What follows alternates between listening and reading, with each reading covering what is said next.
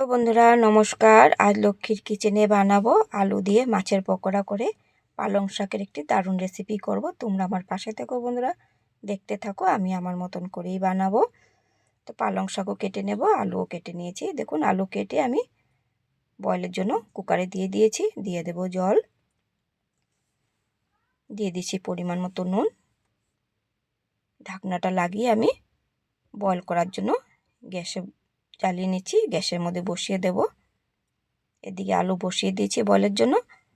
এদিকে শাকও আমি ছোট ছোট করে আমি কেটে নিয়েছি। আলু একটু লম্বা লম্বা সাইজ করে আমি কেটে নিয়েছি। রসুন, পেঁয়াজ, আদা, কাঁচা লঙ্কা খোসা ছাড়িয়ে ধুয়ে নিয়েছি। জিরা, ধনা, লঙ্কা, হলুদ গুঁড়া, পাঁচফোড়ন, শুকনো লঙ্কা, তেজপাতাও নিয়ে নিয়েছি। দিয়ে লাল শাকও আমি বেটে নিয়েছি। দুটো ডিম নিয়েছি, পেঁয়াজ কুচিয়ে নিয়েছি।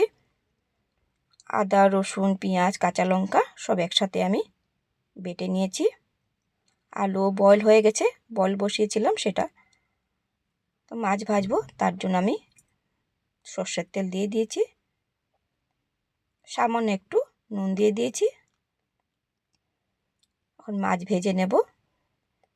তো অনেকে মাছ কাঁচাও বয়েল করে পকোড়া করে, তো আমি ভেজে করছি। ভেজে করলে কী হয়, খেতে দারুণ লাগে। তো ভাজা হয়ে গেছে, আমি তুলে নিচ্ছি। তো মাছের কাঁটাগুলো আমি ফেলে দেবো। এত ছোট ছোট কাঁটো আমি ভালো করে ফেলে দেবো। অনেক গরম তো, তাই ধরতে পারছি না। ঠান্ডা হলে সব কাঁটাগুলি বের করে দিয়েছি। দেখুন এখন আলু মিশিয়ে নেব। তা আলু দিয়েই আমি করব। তো দিয়ে দিচ্ছি নুন, দিয়ে দেবো সামান্য একটু জিরার গুঁড়ো, দিয়ে দিচ্ছি অল্প কাঁচা লঙ্কা, দিয়ে দেবো পেঁয়াজ কুচি,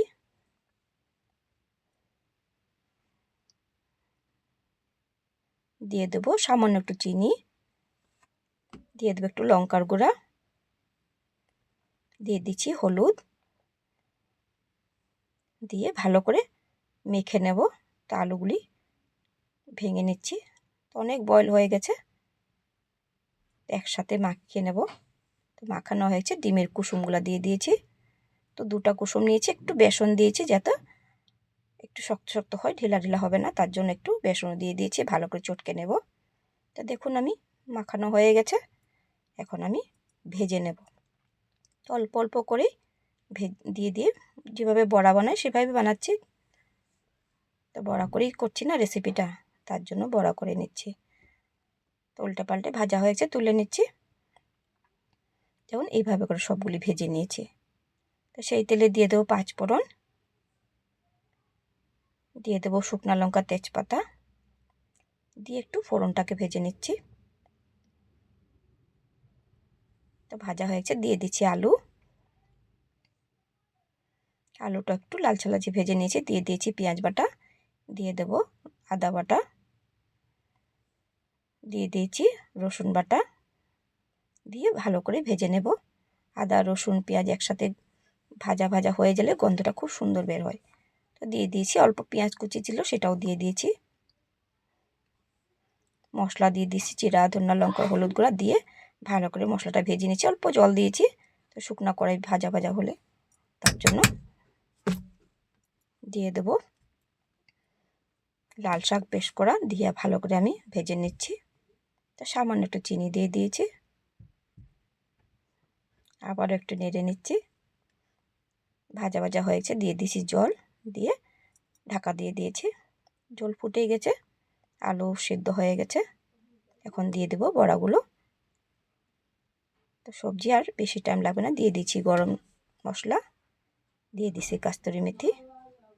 তো সবজি হয়ে গেছে, এখন আমি তুলে নেব। দেখুন বন্ধুরা কেমন হয়েছে। লাল শাক দিয়ে মাছের পকোড়া করে বানিয়েছি। তোমাদের যদি ভালো লেগে থাকে বন্ধুরা, অবশ্যই আমাকে কমেন্টে জানিও। ইউটিউব বন্ধুরা আমাকে সাবস্ক্রাইব করে দিও, ফেসবুক, ইনস্টাগ্রাম বন্ধুরা আমাকে ফলো করে দিও।